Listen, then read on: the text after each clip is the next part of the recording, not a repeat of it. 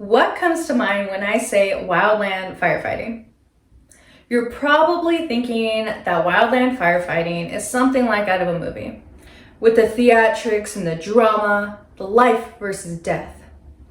Or maybe you're thinking that job is completely out of this world and scary.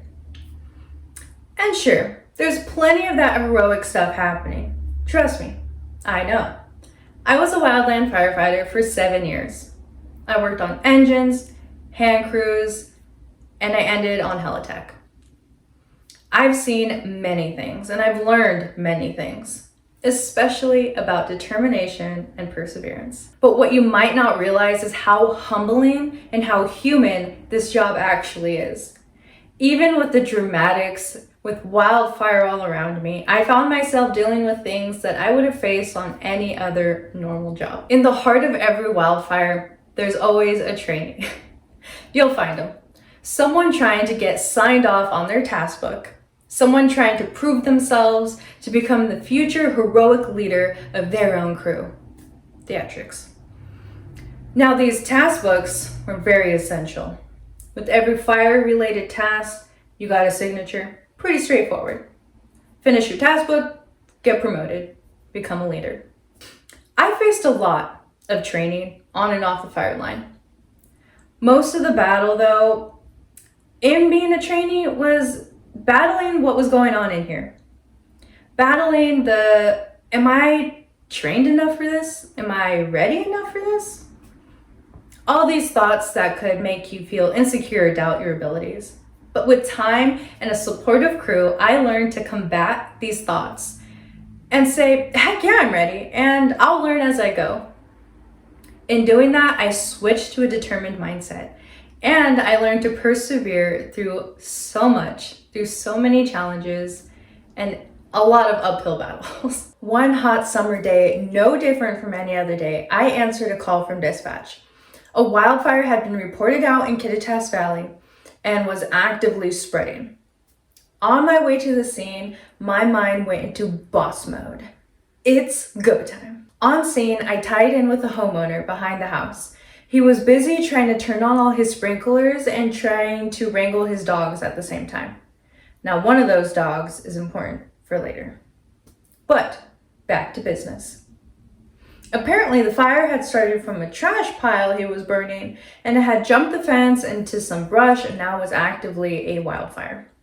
Fortunately, his house sat on a knob, so I was able to overlook the valley and see just how much damage was done. I got a size up, I relayed it to dispatch, and I tactically engaged my crew, giving precise and strategic plans of attack. The fire was knocked down promptly, and everything seemed to be under control. So I thought. My supervisor was taking notes, and I was preparing for extended attack. I had ordered a couple engines from the Yakima, Ellensburg, and Klickitat Valley, just places around Yakima. I knew that one of my final tasks was a operational briefing to the oncoming resources.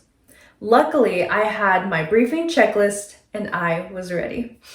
Not only was the fire quickly knocked down and engaged, but I was also going to crush this briefing and get my task book signed off.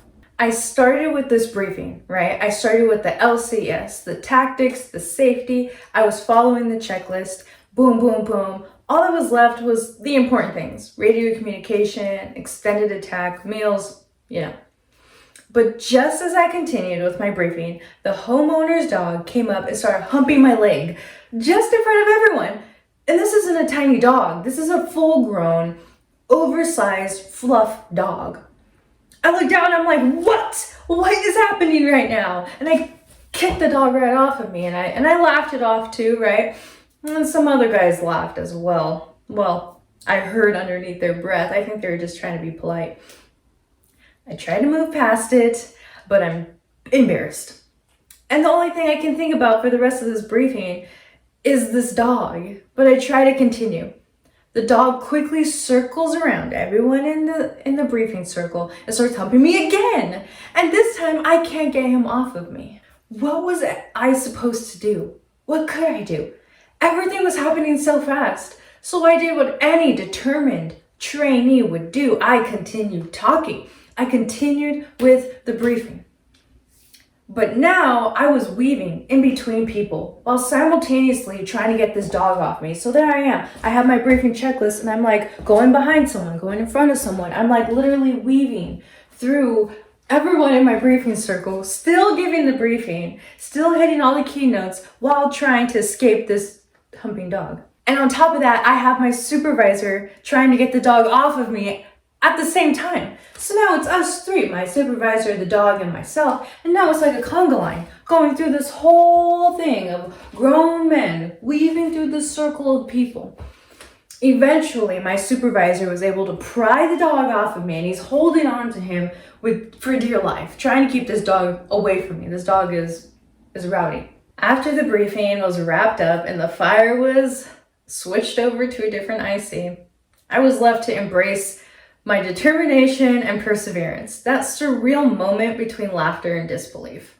I experienced something profound. I realized my true resilience isn't about overcoming external obstacles, but conquering the doubts and insecurity in the face of these outward challenges. Despite the complete absurdity of the situation, I refused to be shaken from my course. I had a job and I was going to see it through. That's just who I am, I suppose. I emerged from that trial not by fire, but through embarrassment as a certified engine lead. Mission accomplished, task book closed. I'm now certified. But even after all of these years, this fire is a testament to my power of perseverance and determination. Through straight grit and determination, I conquered my doubts, my insecurities, and overcame unexpected challenges. I also discovered a lot about who I am as a person, my true measure of strength, really. I realized I could laugh at the situation, I could laugh at myself, and that's okay. Because I was determined to keep going, and I knew I would keep hold of that newfound determination and perseverance. So, as you embark on your own journey, remember that it's okay to be human. Get embarrassed and laugh at yourself. And know that perseverance and determination can overcome any curveball life throws at you. Because ultimately, it's not the challenges we face that define us, but how we confront them. Thanks.